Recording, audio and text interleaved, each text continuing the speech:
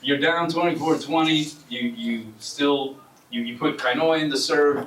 You find a way to fend off what amounts to 7 set points. I mean, just what is it? What is it about this team where you can do things like that? Because that's not the first time we've seen that this season. Yeah, I mean, I'd say some of it is the crowd certainly helps. Yeah, I mean and then it was.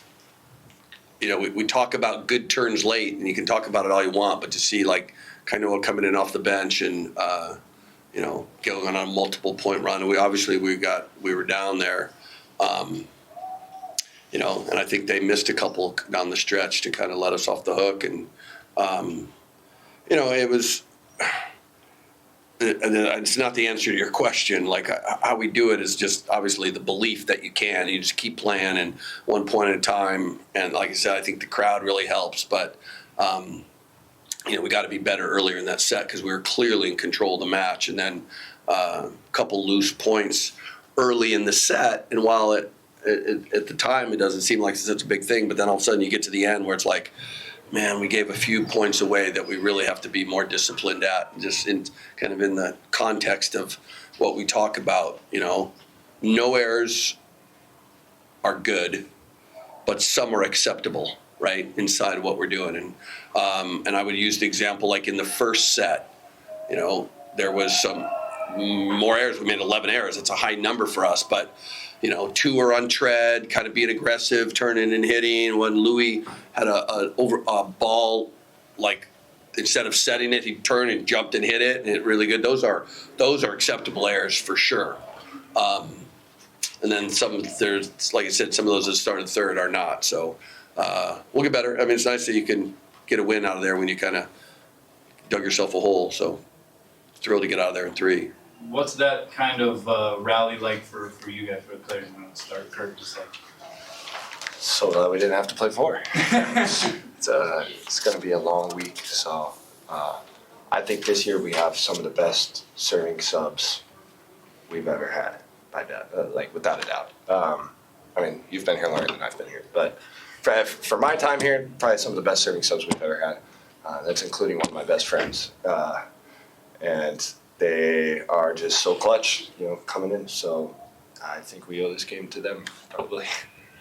Yeah, Kainoa, Finn, all of Kai Taylor. We have so much different serving stuff for all the situation too.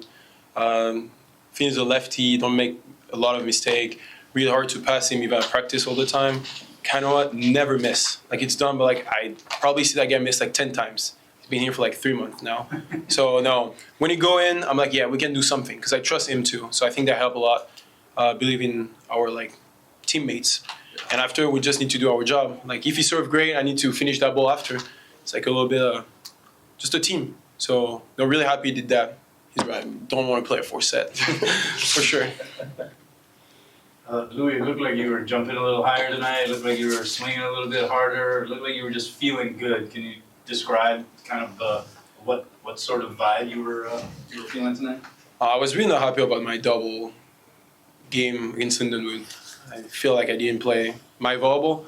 So first of all, I'm like, yeah, I'm back in stand. I'm starter. I need to be great.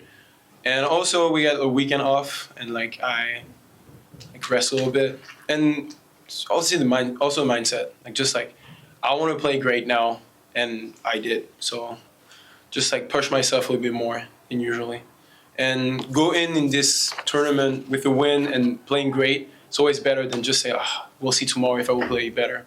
Just it's really important for me though to do that. Louis, did you feel really good going into this tonight? I just asked only because I was watching you in warm-ups, and I think you missed one serve, and then you went out there when you guys were scrimmaging to get ready, and you were just hitting bombs, and I was looking around and saying, is anybody watching Louis in warm-ups? So I don't know if you were just feeling extra good tonight. Yeah, I think it's also because I was so mad about myself after Lindenwood. I was really damn, I cannot play that bad. That was really pathetic for me. That was terrible. So I'm yeah, I need to go there and play great. Really, that was my full mindset. So if I don't play great at warm-up, I will probably not play great after in game. So that's all the mindset I need to have before the game. And that worked, so let's keep going. Did you notice that, Charlie? It kind of seemed like he was sort of had a little bit extra sauce to I'd say yes. And Adrian was the same. Mm-hmm. could even put Christian in there a little bit, and I was reminded back to the Kim and Lily days. You know, we'd always implore them to give us your best, like on a Tuesday in gym 1, and it would look a little different. But you walk in here and fill it up with 5,000-6,000 people and a good opponent on the other side. They elevate their game to another level where it was like, I'm watching them both going, okay, we got that. Where is it on Tuesday in gym 1? But nice that they got another gear and they know they do. Coach, could you talk a little bit about Tread running the offense for you guys tonight? It felt like a balanced attack, and you guys pretty efficient, especially through the first 2 sets. Very efficient.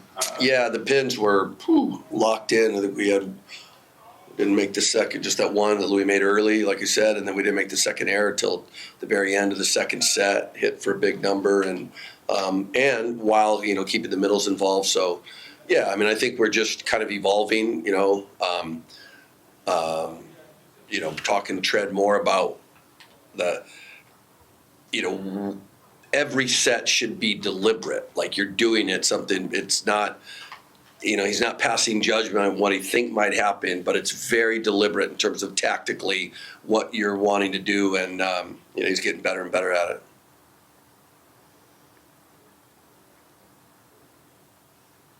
Sorry, I'm just reading this. All 3 bidders hit 400 or better with double figures and kills. It's pretty good. Not bad. Yeah, I'm a lot smarter when I play like that. Charlie, the thinking behind issuing that challenge when you're up 11. I swear. And the worst was that I didn't challenge Christian's ace in the first set, where he was like, it was in. And then they showed it and he said it was in. And I didn't challenge it because we were up 6, like a 16-10. I don't need to challenge that. And I swear to God, I saw it. And I was like, he just foot faulted. And then I turned, Makana's yelling at me, don't challenge it. He's fine, he's fine. I go back. And Kainoa's telling me, oh, yeah, he was fine. Like, I don't, like, yeah. maybe I need glasses or something. I swear to God, I saw it. And I didn't even, I was so convinced I saw it, I didn't even, like, we're up 11, it's 23. Like, you're like, what the hell are you thinking? Yeah, I saw something that looked like a foot on a line. No, their football wasn't even close. The one at the end. Yeah. Yeah, he was. Oh, yeah, he wasn't even on the line. He was over. In terms of the tournament as a whole, did you guys get to catch any of the first match? Some. That's SC we'll see twice, and Penn State. And coming into a week like this, you're watching a lot of film leading up to it. It's not changed a whole lot. Like I said, Penn State, we got a long history with them, and they beat us in this tournament, in this building last time they were here. I think we got it back. Didn't we play them in an NCAA tournament after that? 5. Yeah. And so that's Pav and I are always joking, like seems like every time we play it goes 5. But they won the last time they played us in this building, so I think we want to kind of settle that score tomorrow.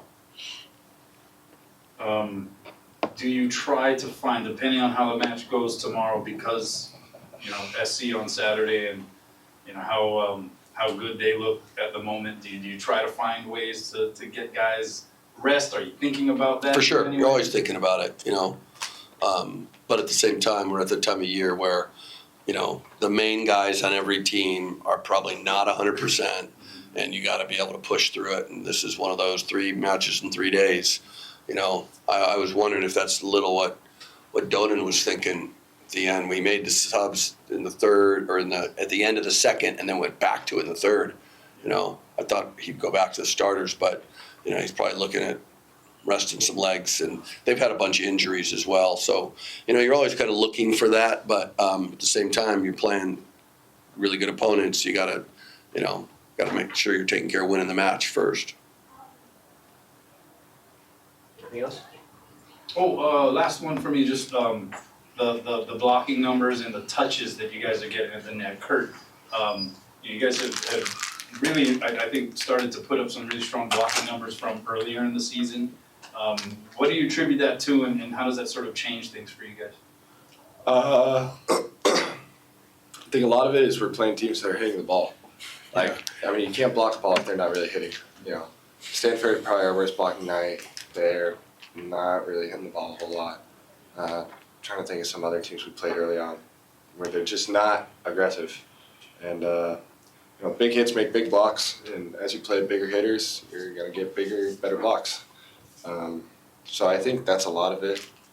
And then, I'm blocking next to Adrian and Christian a lot, and we have a really good middle who's started middle 4 months ago. So it is kind of a chemistry thing, getting the footwork down. Some people like this, some people like that. So as the time goes on and we kind of set the standard of how we're all going to be on the same page, I think that combined with the fact that the teams they're playing are hitting the ball has kind of led to that progress.